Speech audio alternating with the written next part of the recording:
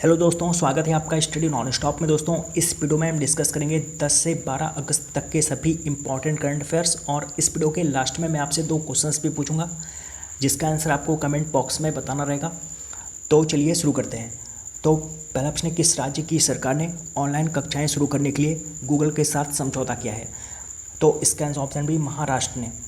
तो हाल ही में महाराष्ट्र सरकार ने छात्रों को ऑनलाइन शिक्षा प्रदान करने के लिए गूगल के साथ समझौता किया है। बात हुई महाराष्ट्र की, तो इसकी राजधानी मुंबई। महाराष्ट्र के मुख्यमंत्री हैं उद्धव ठाकरे और महाराष्ट्र के राज्यपाल हैं भगत सिंह कोश्यारी।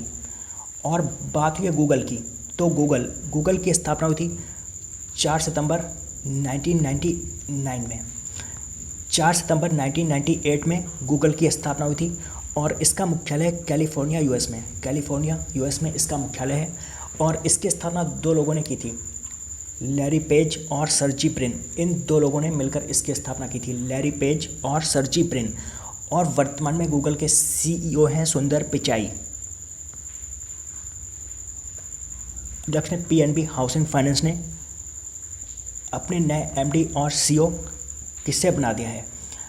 तो इसका आंसर ऑप्शन सी हरदयाल प्रसाद को। ये है हरदयाल प्रसाद। तो हरदयाल प्रसाद ये पीएनबी हाउसिंग फाइनेंस के नए एमडी और सीईओ बन गए हैं। बात करें पीएनबी हाउसिंग फाइनेंस की, तो इसका मुख्यालय है नई दिल्ली में और इसकी टैगलाइन है घर की बात इसकी टैगलाइन है। अपने आरबीआई ने कोविड-19 संबंधित तनावग्रस्त परिसंपत्तियों के लिए किसके निर्देशन में एक समिति का गठन किया है? तो इसका आंसर ऑप्शन है केवी कामत के निर्देशन में। यह है केवी कामत। तो यह है केवी कामत। तो आरबीआई ने कोविड-19 संबंधित तनावग्रस्त परिसंपत्तियों के लिए केवी कामत के निर्देशन में एक समिति का गठन किया है। बात करें आरबीआई की, तो आरबीआई यानी कि reserve bank of India, RBI की स्थापना हुई थी 1 अप्रैल 1935 को और आरबीआई का मुख्यालय है मुंबई में। और इसके वर्तमान में गवर्नर हैं शक्तिकांत दास। और शक्तिकांत दास ये आरबीआई के 25वें नंबर के गवर्नर हैं। और आरबीआई का राष्ट्रीयकरण हुआ था 1 जनवरी 1949 को। 1 जनवरी 1949 को आरबीआई का राष्ट्रीयकरण हुआ था। अपने सीआरपीएफ के नए महानिरीक्षक के रूप में किससे नियुक्त किया गया है? तो इसका आंसर ऑप्शन डी पीएस रानी पसे। तो यह है पीएस रानी पसे। तो पीएस रानी पसे को सीआरपीएफ के नए महानिरीक्षक यानी कि इंस्पेक्टर जनरल के रूप में नियुक्त किया गया है। बात करें सीआरपीएफ की, तो सीआरपीएफ इसकी फुल फॉर्म होती है सेंट्रल रिजर्व पुलिस फोर्स। और सीआरपीएफ इसकी स्थापना हुई 1939 में इसकी स्थापना हुई थी और इसका मुख्यालय है नई दिल्ली में। और इसका मोटो है सर्विस एंड लॉयल्टी इसका मोटो है। तो सीआरपीएफ के नए इंस्पेक्टर जनरल बन गए हैं पीएस रानी पसे।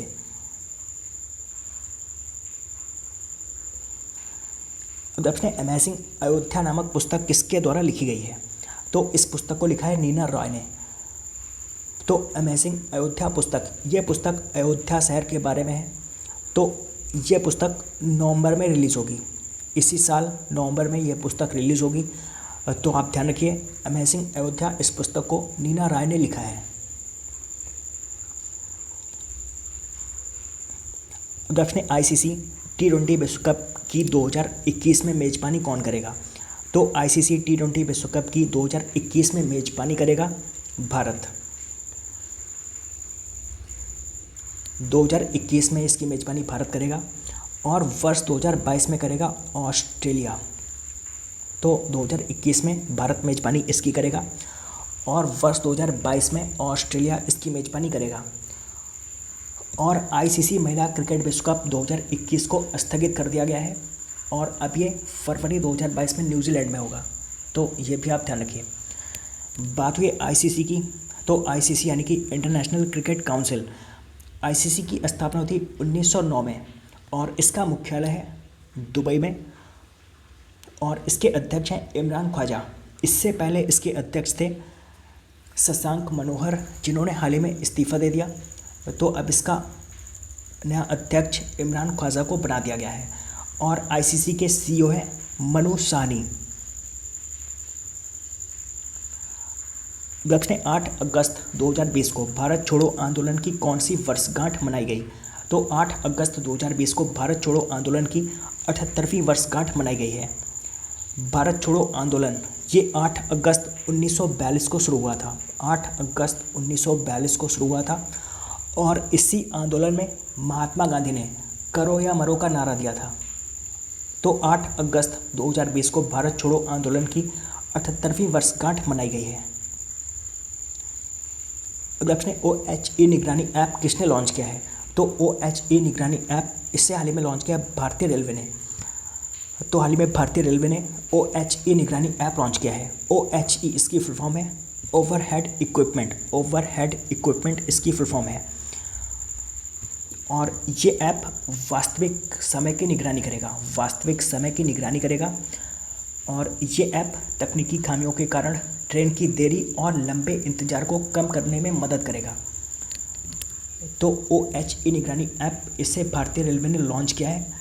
बात करें भारतीय रेलवे की तो वर्तमान में केंद्रीय रेल मंत्री हैं पीयूष गोयल और वर्तमान में रेलवे बोर्ड के अध्यक्ष हैं विनोद कुमार यादव। दक्षिण UPSC का नया अध्यक्ष किसे बनाया गया? तो UPSC इसका नया अध्यक्ष बना दिया गया है प्रदीप कुमार जोशी को। यह है प्रदीप कुमार जोशी। तो प्रदीप कुमार जोशी को UPSC का नया अध्यक्ष बना दिया गया है और ये अरविंद सक्सेना का स्थान लेंगे। बात करें UPSC की तो UPSC की फुल फॉर्म होती है यूनियन पब्लिक सर्विस कमीशन और हिंदी में इसको बोलते हैं संघ लोक सेवा आयोग। UPSC की स्थापना हुई थी 1 अक्टूबर 1926 में। 1 अक्टूबर 1926 में UPSC की स्थापना हुई थी और इसका मुख्यालय है नई दिल्ली में। तो UPSC के नए अध्यक्ष बन गए हैं प्रदीप कुमार जोशी।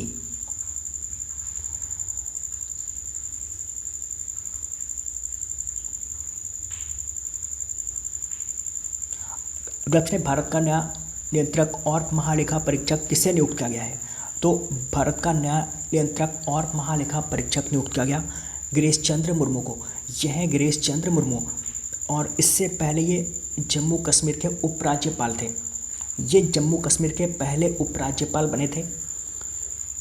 तो अब ये भारत के नए नियंत्रक और महालेखा परीक्षक बन गए हैं और अब जम्मू कश्मीर के नए उपराज्यपाल बन गए हैं मनोज सिन्हा। तो ये भी आप ध्यान रखिए, मनोज सिन्हा जम्मू कश्मीर के नए उपराज्यपाल बन गए हैं और गिरीश चंद्र मुर्मू ये भारत के नए नियंत्रक और महालेखा परीक्षक बन गए हैं।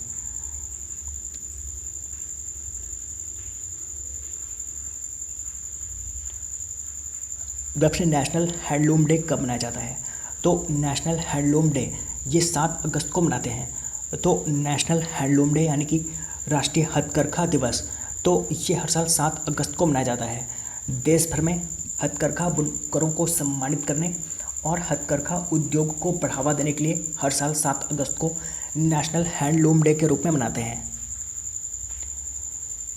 दक्षिण WTF स्पोर्ट्स ने किसे अपना ग्लोबल ब्रांड एम्बेसडर नियुक्त किया है?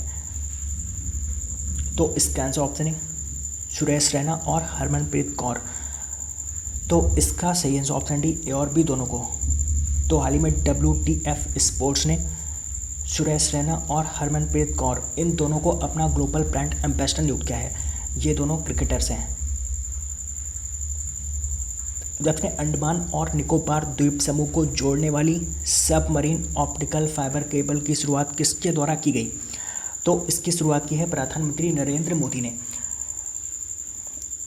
तो प्रधानमंत्री नरेंद्र मोदी ने अंडमान और निकोबार द्वीप समूह को जोड़ने वाली सबमरीन ऑप्टिकल फाइबर केबल की शुरुआत की है और इसकी लंबाई है 2300 किलोमीटर। 2300 किलोमीटर इसकी लंबाई है और ये अंडमान और निकोबार द्वीप समूह में बेहतर इंटरनेट और मोबाइल कनेक्टिविटी प्रदान करने में मदद करेगा।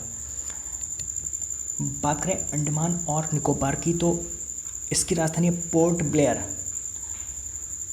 और अंडमान और निकोबार के वर्तमान में उपराज्यपाल हैं देवेंद्र कुमार जोशी।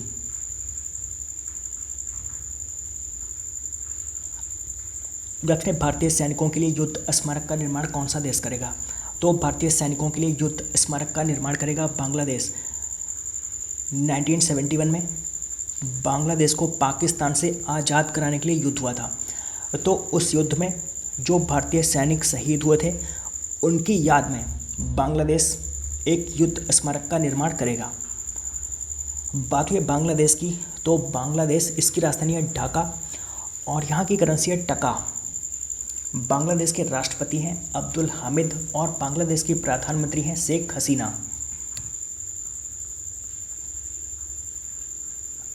अगला प्रश्न, हाल ही में किस देश ने पर्यावरणीय आपातकालीन स्थिति की घोषणा की है? तो हाल ही में पर्यावरणीय आपातकालीन स्थिति की घोषणा की है मॉरिशस ने। मॉरिशस में 2 हफ्ते पहले से समुद्र में एक जहाज़ फंस गया है और उस जहाज़ से आसपास के पानी में कई टन ईंधन का रिसाव हो रहा है, तो इसीलिए मॉरिशस ने पर्यावरणीय आपातकालीन स्थिति की घोषणा की है। बात करें मॉरिशस की, तो इसकी राजधानी है पोर्ट लुइस। पोर्ट लुइस इसकी राजधानी है और यहाँ की करेंसी है रुपी। और मॉरिशस के राष्ट्रपति हैं पृथ्वीराज रूपन। पृथ्वीराज रूपन यहाँ के राष्ट्रपति हैं और मॉरिशस के प्रधानमंत्री हैं प्रविंद जुगनॉथ। प्रविंद जुगनॉथ यहाँ के प्रधानमंत्री हैं। दक्षिण खादी और ग्रामोद्योग आयोग किस प्रदेश के आदिवासी गांव चुल्लू में रेशम प्रशिक्षण सह उत्पादन केंद्र खोलेगा? तो खादी और ग्रामोद्योग आयोग अरुणाचल प्रदेश के आदिवासी गांव चुल्लू में रेशम प्रशिक्षण सह उत्पादन केंद्र खोलेगा और ये अरुणाचल प्रदेश का पहला रेशम प्रशिक्षण सह उत्पादन केंद्र होगा।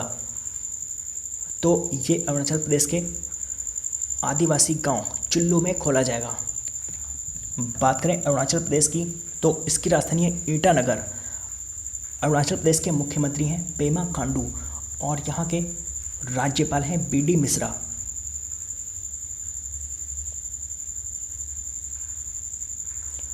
और खादी और ग्रामोद्योग आयोग इसके अध्यक्ष हैं विनय कुमार सक्सेना। विनय कुमार सक्सेना इसके अध्यक्ष हैं। उत्तर प्रदेश सरकार की वन डिस्ट्रिक्ट वन प्रोडक्ट योजना के साथ किसने समझौता किया है? तो उत्तर प्रदेश की वन डिस्ट्रिक्ट वन प्रोडक्ट योजना के साथ हाल ही में समझौता किया है फ्लिपकार्ट ने और इस समझौते से सामाजिक और आर्थिक चुनौतियों का सामना करने वाले कारीगरों, बुनकरों और शिल्पकारों को वन डिस्ट्रिक्ट वन प्रोडक्ट योजना के तहत अपने व्यापार को ऑनलाइन बढ़ाने में मदद मिलेगी। बात हुई फ्लिपकार्ट की, तो फ्लिपकार्ट इसकी स्थापना हुई थी वर्ष 2007 में।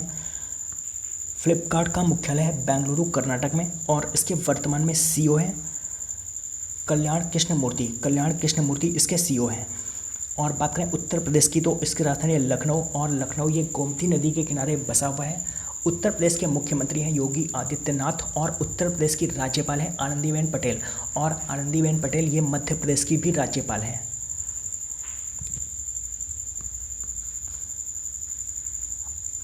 अगला प्रश्न, विश्व जैव ईंधन दिवस कब मनाया जाता है? तो विश्व जैव ईंधन दिवस यानी कि वर्ल्ड बायोफ्यूल डे, तो ये हर साल 10 अगस्त को मनाते हैं। तो हर साल 10 अगस्त को विश्व जैव ईंधन दिवस यानी कि वर्ल्ड बायोफ्यूल डे के रूप में मनाते हैं। दोस्तों बात करते हैं पिछले वीडियो के प्रश्न की। तो पिछले वीडियो में मैंने आपसे 2 प्रश्न पूछे थे। पहला प्रश्न था मानव तस्करी के खिलाफ विश्व दिवस प्रत्येक वर्ष कब मनाया जाता है? तो इसका सही आंसर था 23 जुलाई को। और दूसरा प्रश्न था हाल ही में प्रधानमंत्री नरेंद्र मोदी के निजी सचिव के रूप में किससे नियुक्त किया गया है? तो इसका सही आंसर था हार्दिक सतीश चंद्र को। और आप सभी ने इन दोनों प्रश्नों का सही आंसर दिया है। और दोस्तों आज आपके लिए पहला प्रश्न है ब्रिटिश ग्रैंड प्रिक्स 2020 किसने जीती? और आज आपके लिए दूसरा प्रश्न है HDFC बैंक के नए CEO कौन बन गए हैं? तो इन दोनों प्रश्नों का आंसर आपको कमेंट बॉक्स में बताना है। तो दोस्तों उम्मीद करता हूँ कि आपको ये वीडियो पसंद आया होगा। अगर आपको ये वीडियो पसंद आया हो तो आप इस वीडियो को लाइक और शेयर करना मत भूलिए। और अगर आपने अभी तक इस चैनल को सब्सक्राइब नहीं किया तो आप इस चैनल को भी सब्सक्राइब कर लीजिए। तो दोस्तों मिलते हैं अगले वीडियो में, तब तक के लिए goodbye and take care.